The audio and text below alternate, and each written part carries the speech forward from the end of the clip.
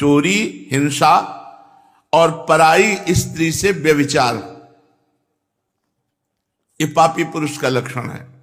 जो माताओं बहनों को देखते ही भोग दृष्टि से देखता है, गंदी दृष्टि से देखता है, जो पराये शरीरों के साथ व्यभिचार प्रवृत्ति करता है, वो पापी हृदय है, वो अंतःकरण पाप में है। व्यभिचार बहुत जोर से फैल रहा है, क्योंकि इसी से बुद्धि भ्रष्ट होगी और भजन, साधन, धर्म, अध्यात्म, इनसे दूरी बना देगा ये। जहां काम तहां राम नहीं, जहां राम नहीं काम। जैसे सूर्य और अंधेरा एक साथ नहीं रह सकता, ऐसे ही भगवत भजन और काम एक साथ नहीं रह सकता। इसलिए जो व्यभिचार परायण है, पाणी ग्रहण संस्कार करके अपनी पत्नी के साथ संतानोत्पत्ति के लिए क्रिया करना धर्म में काम भगवत स्वरूप है, उसमें पाप नहीं है। लेकिन पराई स्त्री के साथ व्यभिचार प्रवृत्ति, ये महान पाप है। चौथा, असत्य भाषण, झूठ बोलना, ये पापी का लक्षण है। जो बात बात पर झूठ बोलते, तनिक भी तुम्हें भय नहीं लगता झूठ बोलने में? तुम्हारे सुकृत नष्ट हो रहे हैं, तुम्हारी आयु नष्ट हो रही है। नहीं असत्य संपातक पुंजा, क्यों झूठ बोलते हो? उचित वाणी का प्रयोग उचित करो, सत्य बोलो। हृदय में पहले विचार करो कि जो मैं बोलने जा रहा हूं ये दूसरे का अहित तो नहीं करेगा, दूसरे के दिल को तो नहीं दुखाएगा, दूसरे का अमंगल तो नहीं होगा। फिर मधुर वचन, हितकर वचन और थोड़े शब्दों में, ऐसे भगवत मार्ग का पथिक ऐसे संभाषण करता है। झूठ का त्याग करना चाहिए। बहुत फैला है झूठ। गोस्वामी जी ने तो लिख दिया, झूठ ही लेना, झूठ ही देना, झूठ भोजन झूठ चबेना। जिसकी देखो वह झूठ पे ही चल रहा है। आओ कुछ खा लो, नहीं खा के आ रहे हैं, बिल्कुल नहीं खाए।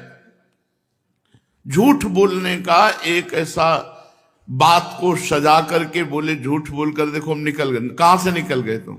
माया ने फंसा लिया, निकल कहां से गए? तुम्हारे पाप एकत्रित हो रहे, तुमने पाप किया, झूठ बोला।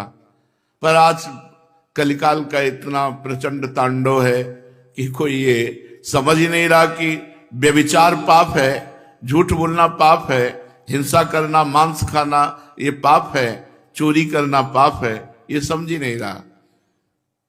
खुले मार्ग में एक महिला जा रही थी, ऐसे जंजीर तोड़ करके गिरा और लोग देख रहे हैं। मतलब लोग ऐसे देख रहे, कोई वीडियो बना रहा है, कोई देख रहा है। ऐसा लगता है इन लोगों की आंखों का पानी मर गया है, इनमें मनुष्यत्व ही नहीं रह गया है।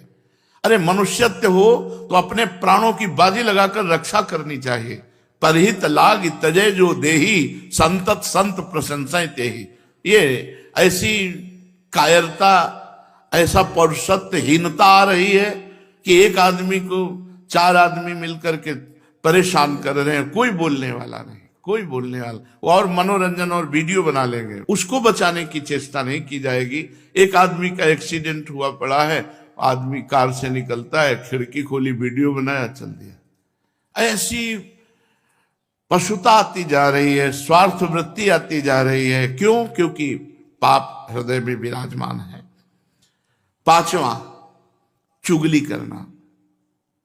किसी की भी बात अगर आपको करनी तो उसके सामने कीजिए, उसके पीठ पीछे यदि बात की तो चुगली हो जाएगी और ये पाप है।